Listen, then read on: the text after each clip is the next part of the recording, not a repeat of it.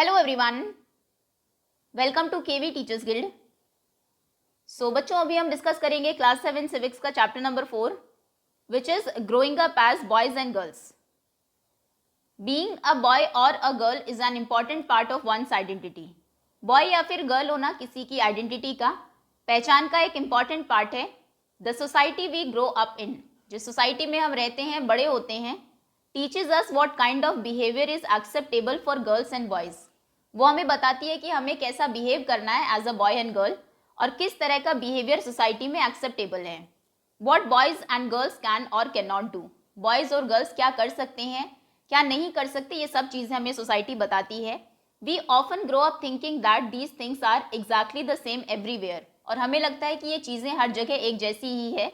But do all societies look at boys and girls in the same way, लेकिन क्या सभी societies boys and girls को एक ही तरीके से, एक ही नजरिए से देखती है?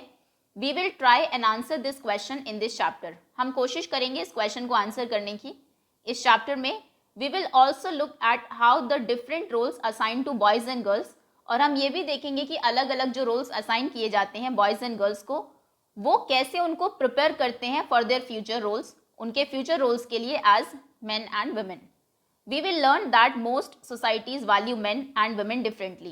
हम ये भी देखेंगे कि ज़्यादातर जो सोसाइटीज़ हैं वो मेन और वुमेन को अलग अलग तरीक़ों से वैल्यू करती हैं। द रोल्स वुमेन प्ले, जो रोल वुमेन प्ले करती है या फिर जो काम वो करती है, आर यूजुअली वैल्यूड लेस, अक्सर उसकी वैल्यू कम होती है than the roles men play and the work they do. अगर हम कंपेयर करें जो रोल मेन प्ले करते हैं और जो काम वो करते हैं उसके कंपैरिजन में, this chapter will also examine how inequalities between men and women emerge in the area of work. हम ये भी देखेंगे कि ये जो inequality है men और women में, ये area of work में कैसे emerge होती है। तो सबसे पहला टॉपिक है growing up in Samoa in 1920s। 1920s में सामोआ में बड़ा होना। सामोआ एक आइलैंड है।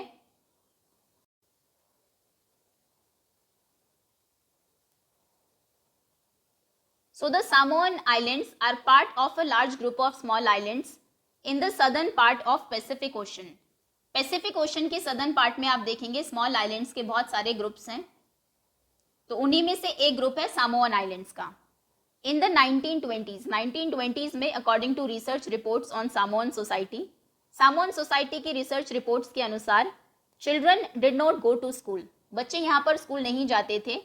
They learned many things, वो बहुत सारी चीज़ें सीखते थे, such as how to take care of children, जैसे कि जो दूसरे छोटे बच्चे उनको देखभाल उनकी कैसे करनी है, या फिर दूसरे हाउस होल्ड वर्क, घर के काम कैसे करने हैं, फ्रॉम, और ये वो किससे सीखते थे? ओल्डर चिल्ड्रन, बड़े बच्चों से, या फिर from adults. Fishing was a very important activity on the islands. In islands के ऊपर फिशिंग एक इंपॉर्टेंट एक्टिविटी थी। तो यहाँ पर जो यंग लोग थे therefore learn to undertake long fishing expeditions, वो एक्सपेडिशंस पर, दूर तक यात्राओं पर जाते थे समुद्र में फिशिंग के लिए। But they learn these things at different points in their childhood, लेकिन ये सभी चीज़ें वो अलग अलग पॉइंट ऑफ टाइम पर सीख लेते थे अपने बचपन में ही।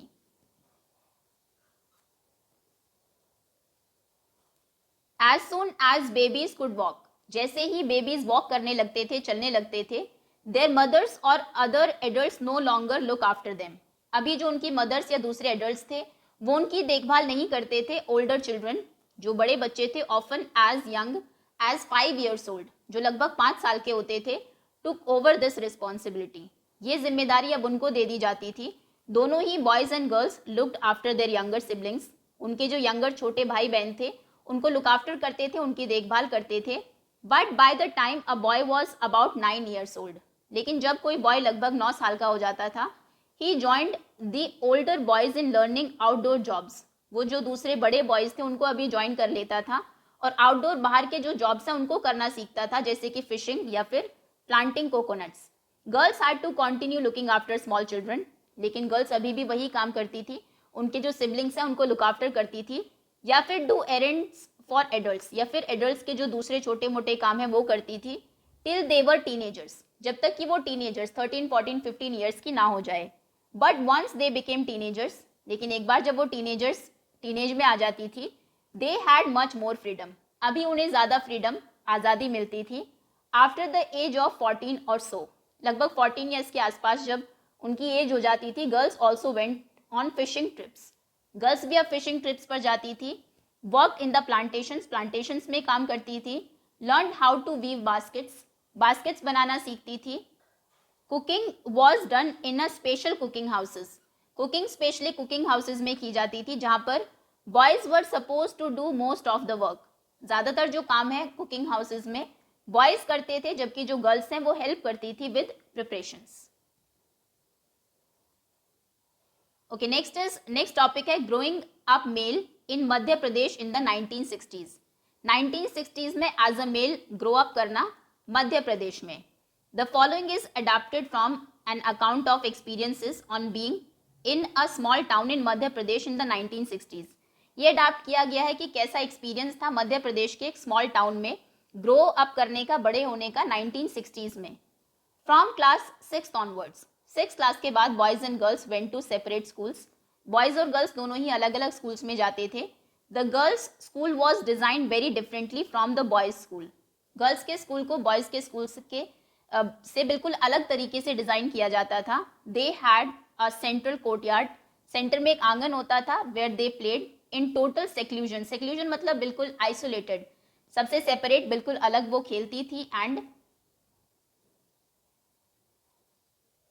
Safety from the outside world, ताकि बाहर के वर्ल्ड से वो सेफ भी रहे। The boys school had no such courtyard, boys के स्कूल में ऐसा कोई भी कोर्टयार्ड आंगन नहीं था। And our playground was just a big space, और हमारा जो प्ले ग्राउंड था वो बड़ी सी एक जगह थी जो कि अटैच होती थी स्कूल से। हर शाम को every evening once school was over, जब स्कूल ओवर होता था, the boys watched as hundreds of school girls crowded the narrow streets, तो वो देखते थे कि हंड्रेड्स ऑफ स्कूल गर्ल्स जो हैं वो नैरो, पतली जो स्ट्रीट्स, सड़कें थे, गलियां थी, उनसे गुजर के जाती थी। As these girls walked on the streets, जब ये गर्ल्स स्ट्रीट से जाती थी, दे लुक्ड सो पर्पसफुल, ये बहुत ही पर्पसफुल दिखती थी, उन्हें पता है कि इन्हें कहाँ जाना है, क्या करना है। This was unlike the boys, ये बिल्कुल बॉयज के ऑपोजिट था। हु यूज्ड द स्ट्रीट्स, जो कि स्ट्रीट्स को, सड़कों को यूज करते थे as a place to stand around idling, कि सड़कों पर वैसे ही बिना किसी काम के वो खड़े हुए हैं या फिर खेल रहे हैं, या फिर to try out tricks with their bicycles, अपने बाइसिकल्स के साथ कुछ ट्रिक्स कर रहे हैं। गर्ल्स के लिए the streets was simply a place to go to get straight home, road का मतलब है कि स्ट्रेट उन्हें घर जाना है इससे होकर। The girls always went in groups, लड़कियां हमेशा ग्रुप्स में जाती थी, perhaps because they also carried fears of being teased और अटैक्ड, हो सकता है एक फियर, डर हो उनके मन में कि कोई उन्हें टीज ना करे, परेशान ना करे या फिर अटैक ना करे। Now after reading the 2 examples above, 2 तरीके के एग्जाम्पल्स हमने अभी देखे, तो हमें रियलाइज हुआ that there are many different ways of growing up, grow up करने के, बड़े होने के बहुत अलग अलग तरीके होते हैं, हर किसी के अपने एक्सपीरियंसेस होते हैं।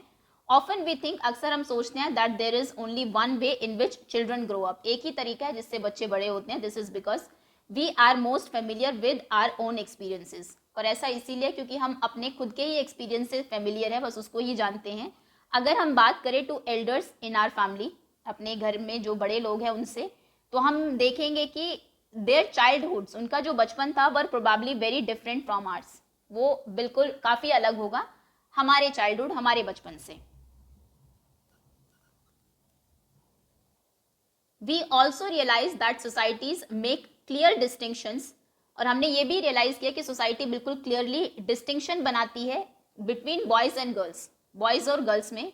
This begin from a very young age, और ये बहुत ही एक यंग एज, छोटी उम्र से शुरू हो जाता है। वी आर फॉर एग्जाम्पल, जैसे कि we are given different toys to play, girls को और बॉयज को अलग अलग टॉयज दिए जाते हैं to play with. Boys are usually given cards to play, boys को अक्सर हम कार्ड्स देते हैं, एंड गर्ल्स को dolls. Both toys can be a lot of fun to play with, दोनों ही जो टॉयज हैं खेलने का अपना ही एक फन है। Why are girls then given dolls and boys cards, तो फिर गर्ल्स को डॉल्स ही क्यों दी जाती है, बॉयज को कार्ड्स ही क्यों दिए जाते हैं। Toys become a way of telling children, ये एक तरीके से तरीका है बच्चों को बताने का that they will have different futures, कि उनका फ्यूचर बिल्कुल डिफरेंट होगा when they become men and women. If we think about it, अगर हम इसके बारे में सोचे, this difference is created in the smallest and most everyday things, ये जो डिफरेंस है ये हर छोटी छोटी चीजों में हमें रोजाना देखने को मिल जाएगा।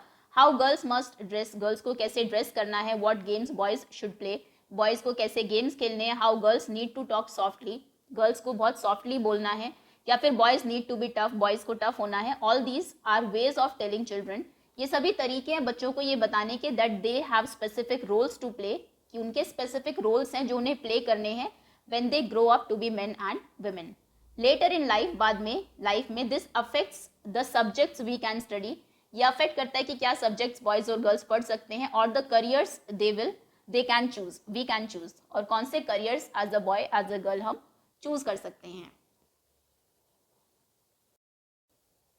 इन मोस्ट सोसाइटीज, ज़्यादातर सोसाइटीज में, इंक्लूडिंग आर ओन, इनफैक्ट हमारी में भी, the roles men and women play, जो रोल्स मेन और वुमेन प्ले करते हैं या फिर द वर्क दे डू, जो वो काम करते हैं, आर नॉट वैल्यूड इक्वली, उनको इक्वली वैल्यू नहीं किया जाता. Main and women do not have the same status, same status नहीं होते दोनों के. Let us look at how this difference exists. अभी हम देखेंगे कि डिफरेंस कैसे एग्जिस्ट करता है in the work done by main and women, उन कामों में जो मेन और वुमेन करते हैं. तो नेक्स्ट टॉपिक है my mother does not work, मेरी मदर काम नहीं करती हैं. माँ, we are going on a school excursion. Rosie, ma'am need volunteers, can't you take a holiday from office and volunteer. So the girl is asking her mother, वो पहले बताती है कि हमारा स्कूल जो है वहाँ से एक ट्रिप, एक एक्सकर्शन पर हम जा रहे हैं. रोजी मैम को एक वॉलंटियर की, किसी बड़े की ज़रूरत है, क्या आप एक दिन स्कूल से छुट्टी लेकर वॉलंटियर कर सकती हैं. Harmeet's mother always comes for excursions. Harmeet की मदर हमेशा, जब भी कोई ट्रिप जाती है स्कूल से, वो हमेशा आती है बिकॉज शी डजंट वर्क, क्योंकि वो कोई काम नहीं करती. अभी उनकी मदर कहती है Sonali, how can you say that, तुम ऐसा कैसे कह सकती हो. You know that Jaspreet aunty is up at 5 AM. तुम जानती हो कि जसप्रीत आंटी सुबह 5 बजे उठ जाती है हर रोज, doing all the house work, और सारे घर का काम करती है. Yes but that's not real work. हाँ, लेकिन वो असली काम नहीं है, इट्स जस्ट हाउस वर्क, वो सिर्फ घर का काम है. Oh that's what you think. Do you let's get over to their house and ask Jaspreet what she thinks.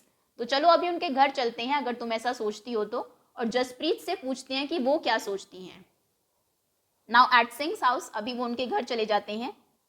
तो सोनाली की मदर कहती है, Har Sharan, Sonali thinks that your wife is not a working person. Har Sharan उनके हस्बैंड का नाम है जसप्रीत के. तो सोनाली को ऐसा लगता है कि तुम्हारी वाइफ कोई काम नहीं करती. But isn't that correct aunty. तो उनका लड़का कहता है, लेकिन क्या ये ठीक नहीं है. My mother is a house wife, मेरी मदर एक हाउस वाइफ है. शी डज नॉट वर्क, वो कोई काम नहीं करती, मतलब हाउस वर्क को बच्चे काम नहीं मान रहे हैं. Then Jaspreet, why don't you just relax. तो अभी सोनाली की मदर कहती है कि तुम रिलैक्स क्यों नहीं करती, and let them manage everything for a change, और कुछ दिन इन्हीं को मैनेज करने दो. Great idea, okay I will go on strike tomorrow, कल से मैं कोई काम नहीं करूंगी. What fun, we will take care of everything tomorrow with papa. तो बच्चे अभी खुश है कि हम सभी चीज़ों को टेक केयर करेंगे कल से पापा के साथ मिलकर. Next morning 7:30 AM. Oh god look at the time, time देखो क्या हुआ है. वेयर इज माई ब्रेकफास्ट, मेरा ब्रेकफास्ट कहाँ है. Why are not the children ready, और बच्चे अब तक तैयार क्यों नहीं हुए.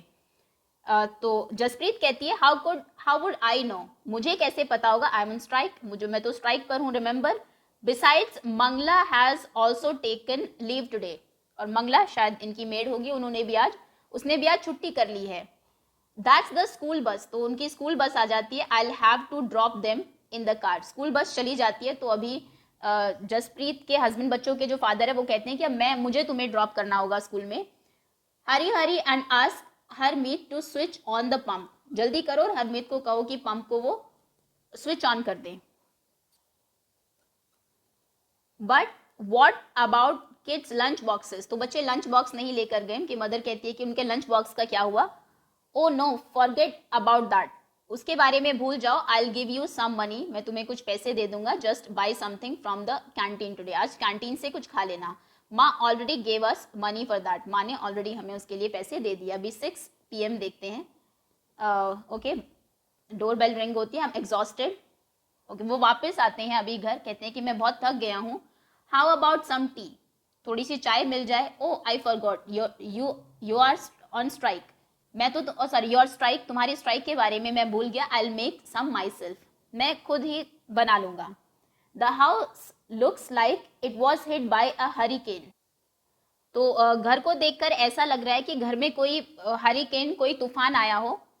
Did you expect it to remain in exactly the same condition in which you left it this morning, dear? तो उनकी मदर कहती है आपको ऐसा लगता है कि जैसा आप मॉर्निंग में इसको घर को छोड़कर जाते हो ये पूरा दिन वैसा ही रहेगा? Harmeet, where on earth are the tea leaves? अभी उनको किचन में वो बनाने गए हैं चाय, तो उनको चाय पत्ती भी नहीं मिल रही है.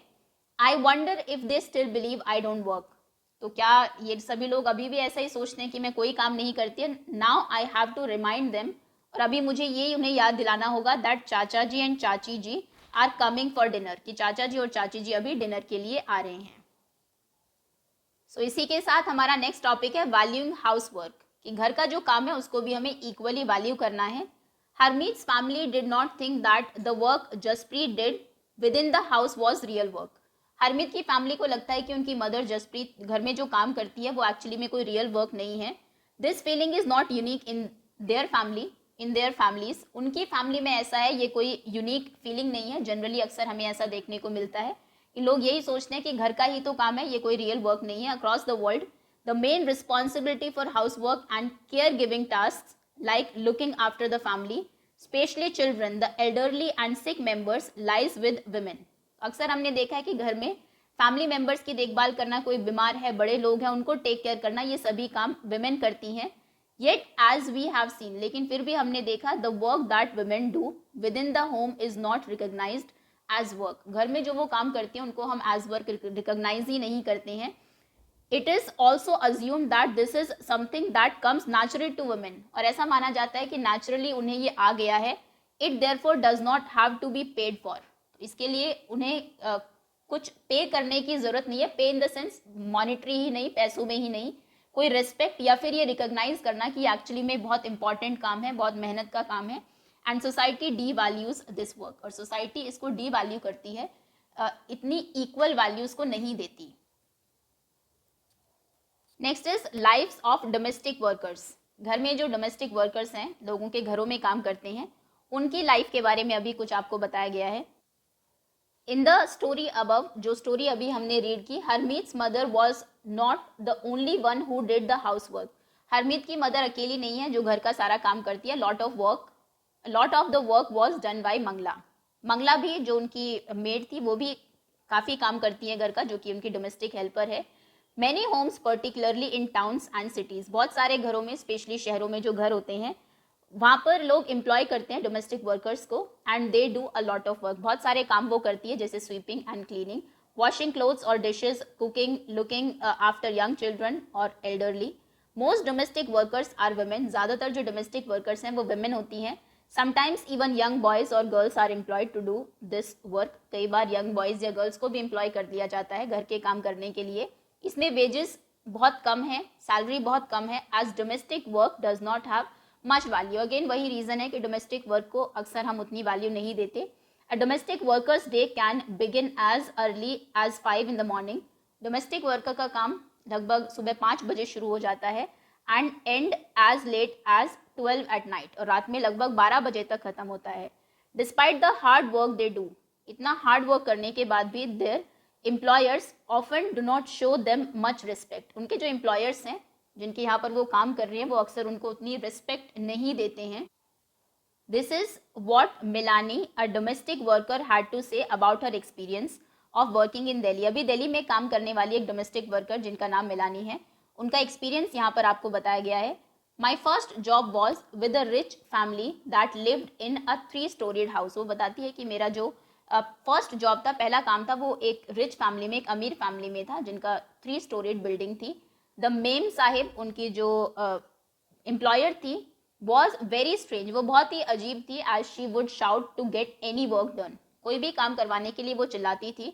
माई work was in the kitchen, मेरा काम किचन में था.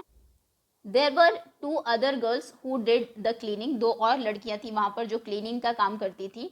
Are day would begin at 5 o'clock, सुबह 5 बजे हमारा काम शुरू होता था. ब्रेकफास्ट में we would get a cup of tea, हमें 1 कप चाय और 2 सूखी रोटी मिलती थी. We could never get a third roti, तीसरी रोटी भी हमें नहीं मिलती थी. शाम को when I cook the food, जब मैं खाना बनाती थी, the 2 other girls would beg me to give them an extra roti, वो दोनों इससे एक एक्स्ट्रा रोटी मांगती थी. I would secretly give it to them, ये चुपचाप उनको दे देती थी. And make an extra for my self, और एक एक्स्ट्रा अपने लिए भी मैं बना लेती थी. वी वर सो हंग्री हमें इतनी भूख लगती थी after working throughout the day, पूरा दिन काम करने के बाद। We could not wear chappals in the house, घर में हम चप्पल्स नहीं पहन सकते थे। इन द विंटर, और सर्दियों में are feet would swell up with the cold, ठंड की वजह से हमारे फीट जो है उनमें स्वेलिंग आ जाती थी। I use to feel scared of the memsahib, मुझे मेम साहिब से बहुत डर लगता था। But also felt angry and humiliated, लेकिन गुस्सा भी आता था और मैं ह्यूमिलेटेड भी फील करती थी। Did we not work all day, क्या हम सारा दिन काम नहीं करते? Did we not deserve to be treated with some respect, क्या हम रिस्पेक्ट के साथ ट्रीट होना डिजर्व नहीं करते? In fact what we commonly term as house work actually involve many different task. जिसको हम घर का काम हाउस वर्क बोलते हैं, उसमें बहुत सारे टास्क इन्वॉल्व है। A number of these task require heavy physical work, इनमें से कई टास्क ऐसे हैं जिनमें हैवी फिजिकल वर्क लगता है। दोनों ही रूरल और अर्बन एरियाज में, गांव में और शहरों में, दोनों ही जगह women and girls have to fetch water, women और गर्ल्स को ही पानी फेच करके लेकर आना पड़ता है। इन रूरल एरियाज, गांव में, women and girls carry heavy head loads of firewood, जो लकड़ियां हैं सर के ऊपर उठाकर वो लाती हैं। Task like washing clothes, cleaning, sweeping and picking up loads require bending, lifting and carrying, जैसे कपड़े धोना, सफाई करना, झाड़ू लगाना, जो लोड्स हैं, भार है, उसको पिक करना, उठाना, इन सभी चीज़ों में बेंड होना होता है, झुकना पड़ता है, इनको लिफ्ट करना होता है, कैरी करना होता है। मैनी चोर्स, बहुत सारे काम ऐसे हैं जैसे कि कुकिंग, खाना बनाना, involve standing for long hours in front of hot stoves, जहाँ पर हमें गर्म जो स्टोव है उसके सामने घंटों तक खड़ा रहना पड़ता है।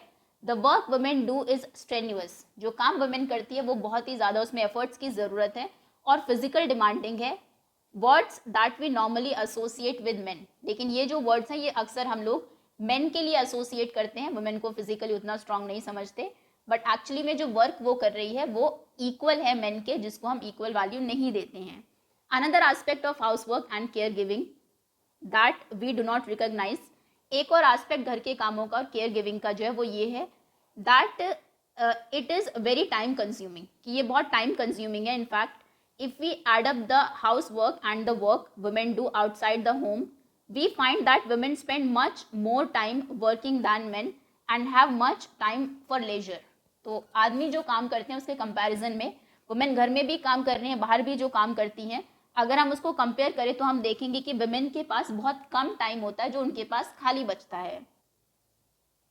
Below is some data from the special study done by central statistical organisation of India 1998 to 99। See if you can fill in the blanks. दो स्टेट्स को हम कंपेयर कर रहे हैं, Haryana and Tamil Nadu. Women paid work hour per week कितना वो काम करती हैं women. Okay, women paid, okay, work place पर वो कितना टाइम काम कर रही है जिनके लिए उसे पेमेंट मिलती है 23 आवर्स, और कितना वो काम घर का कर रही है पर वीक का यहाँ पर दिया है आपको, जो अनपेड है, जिसके लिए कोई पेमेंट उसको नहीं मिल रही है, 30 आवर्स। तो टोटल कितना घंटे वुमेन काम कर रही है एक वीक में? 53 आवर्स। सिमिलरली तमिलनाडु में 19 आवर्स पेड जो है ऑफिस में वो काम कर रहे हैं, 35 आवर्स घर पर। सो 9 5 14 1 3 4 5 54 hours.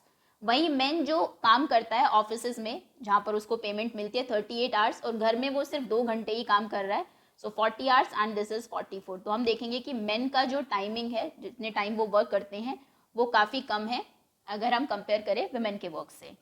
Next is women's work and equality, women का काम और बराबरी। एज वी हैव सीन, जैसा कि हमने देखा, the low value attached to women's household and care giving work, कि वुमेन का जो घर का काम है, जो केयर गिविंग वर्क है, कि घर में वो सभी की देखभाल करती है, इसके साथ कितनी लो वैल्यू अटैच्ड है, कि कुछ लोग तो इसको काम ही नहीं समझते। इज नॉट एन इंडिविजुअल और फैमिली मैटर, अब ये किसी एक फैमिली का मैटर नहीं है या फिर किसी एक इंडिविजुअल वुमेन का मैटर नहीं है। It is part of a larger system, ये लार्ज लेवल पर, लार्ज स्केल पर ऐसा हो रहा है, of inequality between men and women, कि मेन और वुमेन को अनइक्वल तरीके से ट्रीट किया जाता है। It therefore has to be dealt with through actions, so अभी इसको थ्रू एक्शंस डील करना होगा, not just at the level of individual और फैमिली, और ये सिर्फ फैमिली या फिर इंडिविजुअल लेवल पर ही नहीं होगा, but also by the government, लेकिन गवर्नमेंट को भी कुछ स्टेप्स लेने होंगे। एज वी नाउ नो, जैसा कि हम अभी जानते हैं equality is an important principle of our constitution. हमारे संविधान का एक इम्पॉर्टेंट प्रिंसिपल है इक्वालिटी, समानता। द कॉन्स्टिट्यूशन सेज, कॉन्स्टिट्यूशन कहता है दैट बीइंग मेल और female should not become a reason for discrimination. आपका सिर्फ मेल या फीमेल होना रीजन नहीं हो सकता डिस्क्रिमिनेशन का, आपके साथ हो रहे भेदभाव का। In reality inequality between the sexes exist, लेकिन रियलिटी में मेल और फीमेल में, बॉयज और गर्ल्स में जो इनइक्वालिटी है वो एग्जिस्ट करती है। द गवर्नमेंट इज देयरफॉर, तो गवर्नमेंट कमिटेड है to understanding the reasons for this, कि इसके क्या कारण है, and taking positive steps to remedy the situation. इन सिचुएशन को सॉल्व करने के लिए कुछ पॉजिटिव स्टेप्स भी उसको लेने होंगे, जैसे कि for example it recognises the burden of child care, जैसे कि वो रिकॉग्नाइज करती है कि वुमेन के ऊपर बर्डन है चाइल्ड केयर का और घर के काम का, falls on women and girls.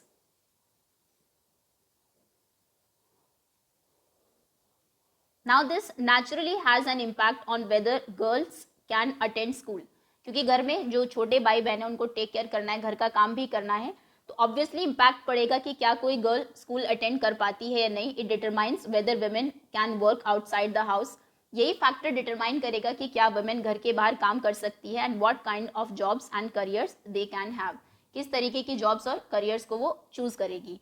The government has setup anganwadis, तो गवर्नमेंट ने आंगनवाड़ीज सेटअप की है, या फिर जिनको चाइल्ड केयर सेंटर्स भी बोलते हैं, कुछ विलेजेस में in the country.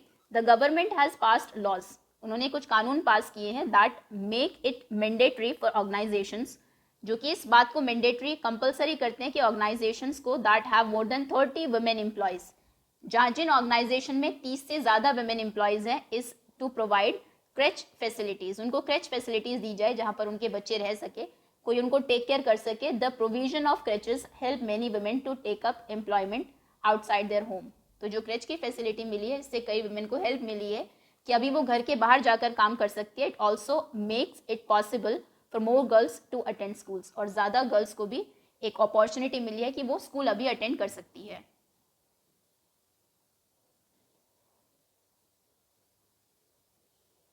This poster was created by a women's group in Bengal, ये पोस्टर एक वुमेन के ग्रुप ने क्रिएट किया है बंगाल में। Can you write an interesting slogan for this poster.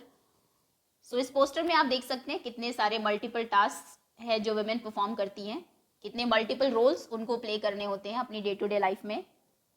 Okay, so that's all students, chapter इसी के साथ ओवर होता है। Okay, thank you so much for watching.